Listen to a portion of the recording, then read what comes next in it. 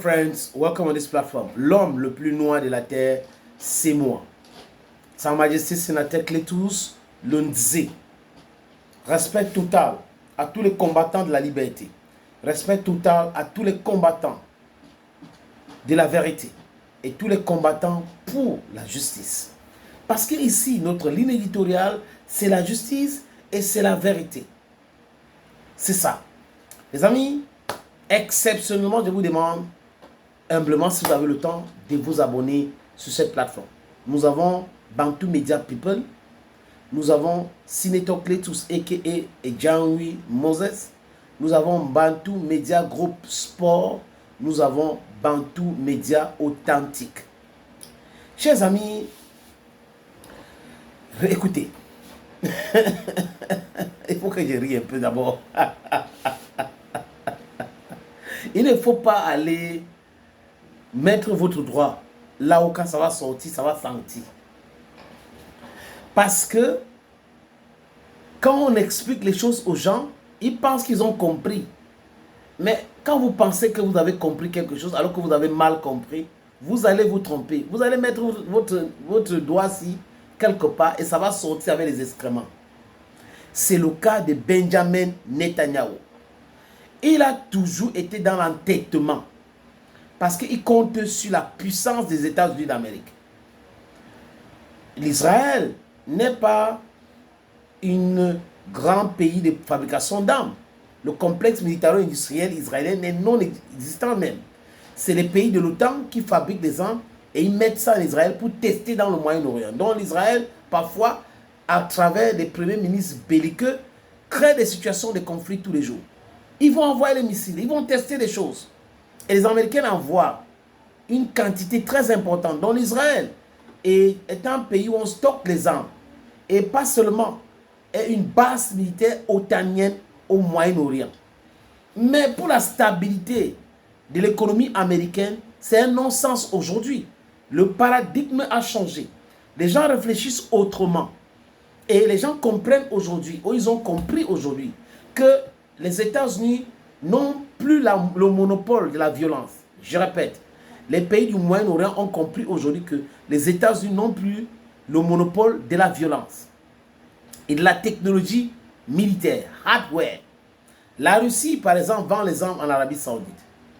La Russie est l'allié de l'Arabie Saoudite aujourd'hui, alors que hier, ce n'était pas le cas.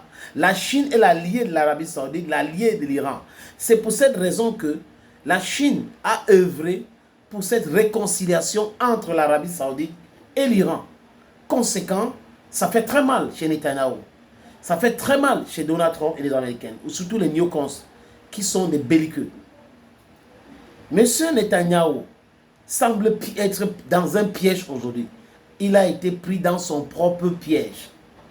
La violence interminable s'est retournée aussi contre lui. Parce que dans sa tête, c'est qu'ils avaient les missiles les plus performants. Ils pouvaient frapper l'Iran. Et en retour, l'Iran va essayer, mais le dôme de fer, qui est devenu sous de fer aujourd'hui, devrait intercepter tous les missiles iraniens. Les amis, ils n'avaient pas intégré le fait qu'il y a des missiles hypersoniques aujourd'hui et que l'Iran connaît la quantité de missiles que les différents porte-avions américains ont. Les différents avions qu'on peut envoyer, les avions de chasse pour abattre les missiles.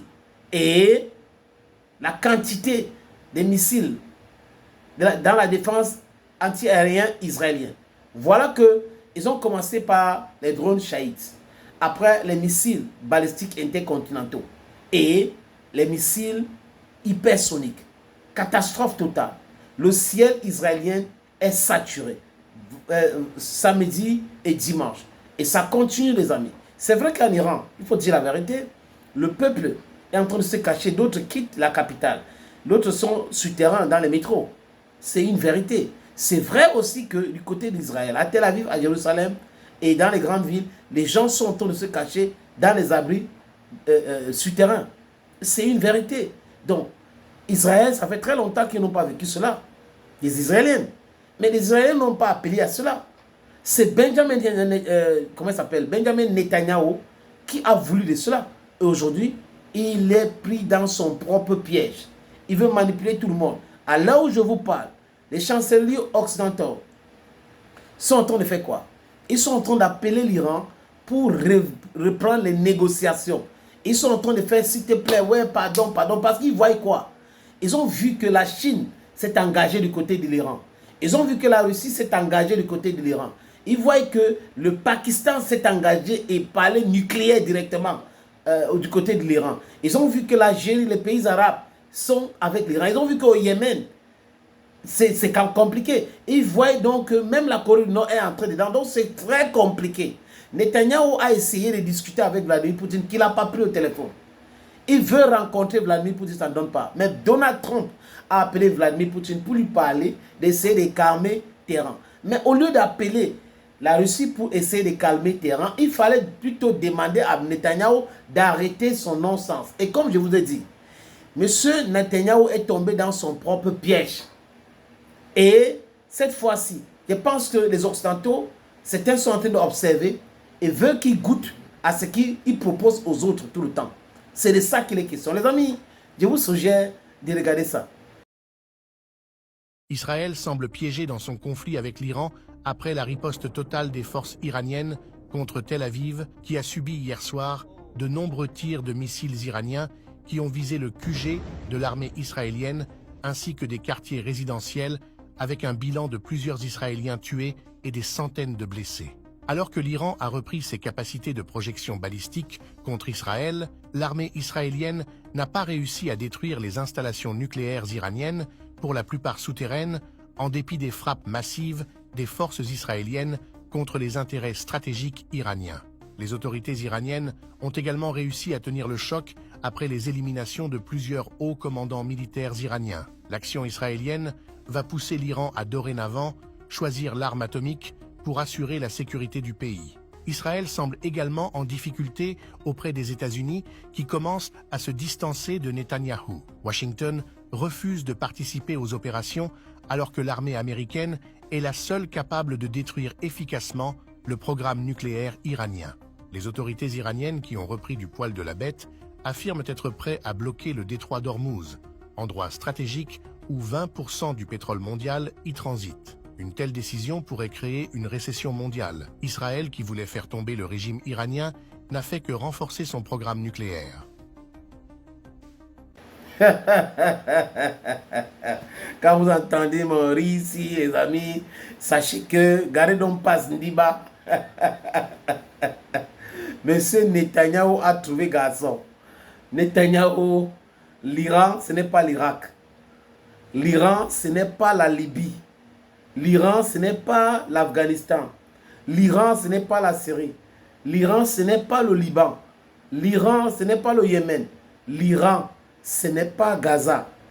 Ce n'est pas la Cisjordanie. Erreur. Il a fait une erreur de casting et il va le regretter pour très longtemps. Mr. Netanyahu, out of power in Israel because you are the problem. Israelis are not the problem. You are the problem. You're putting Israelis in a very difficult situation. You are the warmonger and you are the person they are supposed to arrest tomorrow and put in jail. Thank you, friends. I don't go.